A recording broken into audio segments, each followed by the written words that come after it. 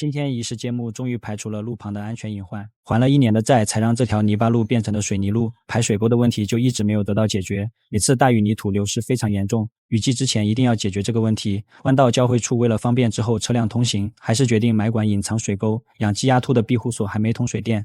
埋管的时候也一起把水管线管放了进去，管道的弊端就是怕堵塞，所以在进水口还要配套做个沉淀池，这样才能减少泥土在管道中堆积。因为沉淀池的深度要大于管道，只能进行深挖。虽然这里的地质都是风化石结构，但是遇水容易风化，为了长远考虑，还是决定搅拌砂浆，用红砖砌筑框体。上半段的排水沟因为坡度比较陡峭，加上这几年经过雨水的冲刷，有些地方的深度已经低于路面60厘米，这样的高度落差在斜面超过了35度的路旁是个很大的安全隐患。为了降低风险，还是决定把水沟填埋起来，让水沟与路面之间的落差变得缓和。斜坡的上方就是养鸡鸭兔的地方，外围有几块体量比较大的石头，为了能更好的利用这里，还是决定把它们移走。仅靠人力想要移动，只能先原地分解。湖边之前改造护坡缺石头，还有一段没有完成，被分解下来的石头正好可以收集起来用在这里。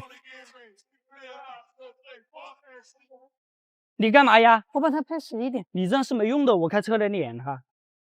你这样造车早晚都要换。这车都开了10年了，我也想换了。你有米吗？拿什么换啊？我又没说要买新的，我朋友在瓜子上买的特斯拉才花了9万9，瓜子上有上万台不同配置的奔驰、宝马、特斯拉，比线下店选择多多了。这么方便靠谱吗？当然，瓜子每台车的经过官方专业检测还能送上门试开3天，要是有旧车还能放瓜子上高价拍卖，总之买卖二手车瓜子更靠谱。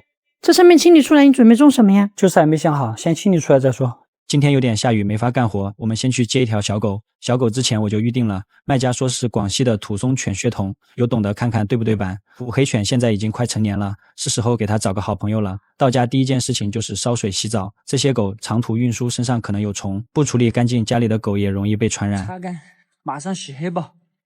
五黑犬你们取的名叫黑豹，白色这只是母狗，你们也给它取个名字吧。今天取狗路过这座山，无意看见了这种植物，我们这里叫香地瓜，杆子上会结出许多小红果，味道比草莓好，还很香。市场上要卖200多1斤。最重要，这是藤蔓植物，生命力比较强，同时也耐旱。如果种在这面护坡上能成活，不仅可以吃到天然的美味，藤蔓生长的根也能有效地保护这面护坡上的泥土，最主要成活后就能得到一片4季常绿的绿墙，解决了护坡上面还是延续沙生植物的荒漠风格。这个季节正是龙舌兰爆侧芽的时候，之前种的沙生植物也都到了分株繁殖的阶段，种在这里除了植物耐旱易活以外，还能预防爬行动物。刚种下看起来还有点偏小，但想着长大成偏厚的样子，还是觉得时间就是最好的见证。刚刚挖藤蔓的时候给兔子找的好吃的，看它们吃不吃。快过来开饭了。排水沟还是吸取之前的教训，买了材料准备把它硬化了。路修好后，排水沟每年雨季都要维护，的确也是个麻烦。这段水沟除掉埋管部分，还剩下14米左右。受地理条件的限制，宽度从40厘米到1米多不等。为了一劳永逸，这些地方全部都被硬化了。现在不仅增加了车辆通行的安全，也不用再担心长杂草或下雨泥土流失了。改造犹如生活一样，不可能一帆风顺。刚铺上沉淀池的漏板就开始下雨了，还好不是夏天的暴雨，不然真的就前功尽弃。小雨覆着膜应该问题不大。